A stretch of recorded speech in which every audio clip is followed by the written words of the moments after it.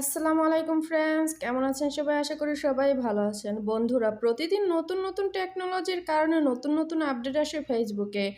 আমরা আগে শুধু ফেসবুক ব্যবহার করেছি, আর এখন তার সাথে সংযুক্ত হয়েছে ফেসবুক মেটা। আর এই মেটা হওয়ার কারণে আমরা আগের অনেক কিছু হারিয়ে ফেলেছি, আর এখন ওইগুলো আমরা চেষ্টা করলেও খুঁজে পাই না। ঠিক তেমনই ফেসবুক ডিএক্টিভ করা এখন অনেক টাফ হয়ে গেছে।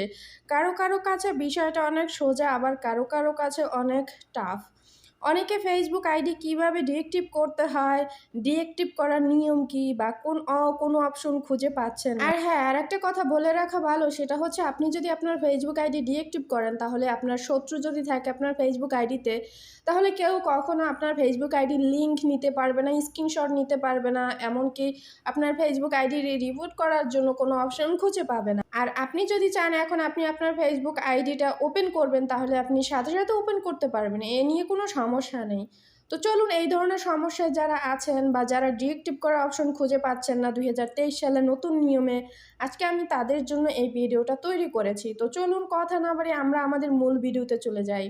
ভিডিওতে যাওয়ার আগে সবার কাছে একটা রিকোয়েস্ট করবো, যারা আমার চ্যানেলে নতুন এখনও চ্যানেলটা সাবস্ক্রাইব করেন না, দয়া করে চ্যানেলটা এখনই সাবস্ক্রাইব করে নেবেন। অলরেডি যারা সাবস্ক্রাইব করছেন তাদেরকে অসংখ্য ধন্যবাদ। তো বন্ধুরা, এর জন্য প্রথমত আপনাকে ফেসবুক আইডিটা লগ ইন করতে হবে। তো লগ ইন করার পরে অফিসিয়াল যে অ্যাপটা আছে, অ্যাপটার ভিতরে কিন্তু আপনি এই অপশনটা পাবেন না, সেজন্য আপনাকে যেতে হবে ফেসবুক লাইডে। তো ফেসবুক লাইডে আপনি আপনার ফেসবুক আইডিটা ওপেন করবেন। ওপেন করার পরে থ্রি ডট মেনুতে যাবেন।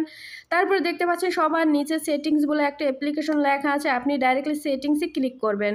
তো সেটিংসে ক্লিক করার পরে এখান থেকে নতুন একটা ট্যাব ওপেন হবে। তারপর এখানে দেখেন পার্সোনাল ইনফরমেশন লেখা আছে, এটার উপরে ক্লিক করবেন। ক্লিক করার পরে দেখেন এখানে সবার নিচে দেখেন লেখা আছে অ্যাক্সেস অ্যান্ড কন্ট্রোল। তো আপনি ডাইরেক্টলি এটার উপরে ক্লিক করবেন। এই অপশনটা কিন্তু আপনার যে অফিসিয়াল অ্যাপ আছে সেটাই কিন্তু নেই। তারপর এখানে দেখেন দুইটা অপশন চলে আসছে। তো আপনি যেহেতু ডিএক্টিভ করবেন, সবার নিচে একটা অপশন চলে আসছে, আপনি ডাইরেক্টলি এটার উপরে ক্লিক করবেন। এটার উপরে ক্লিক করার পরে আপনার উপরে যে অপশনটা আছে এটা টিকমার্ক করে দেবেন। নিচেরটা করলে কিন্তু আপনার ফেসবুক আইডি ডিলিট হয়ে যাবে একেবারে পার্মানেন্টলি।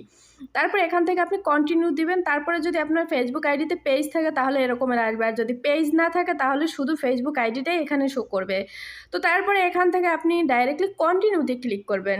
তো কন্টিনিউতে ক্লিক করার পরে আপনার যে ফেসবুক আইডি আছে, ফেসবুক আইডির পাসওয়ার্ডটা কিন্তু এখানে দিতে হবে, তা না হলে কিন্তু কাজ করবে না। তারপর আপনি আপনার ফেসবুক আইডির পাসওয়ার্ডটা দিবেন। আমি আমার ফেসবুক আইডির পাসওয়ার্ডটা এখানে পেস্ট করে দিলাম।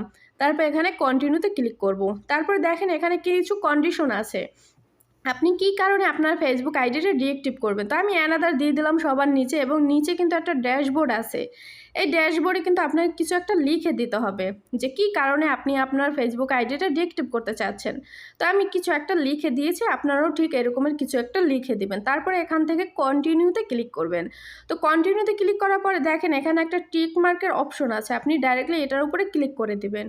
ক্লিক করে দেওয়ার পরে দেখতে পাচ্ছেন এখানে ডিএক্টিভ মাই অ্যাকাউন্ট। তো আপনি ডাইরেক্টলি এই অপশনটাতে ক্লিক করবেন।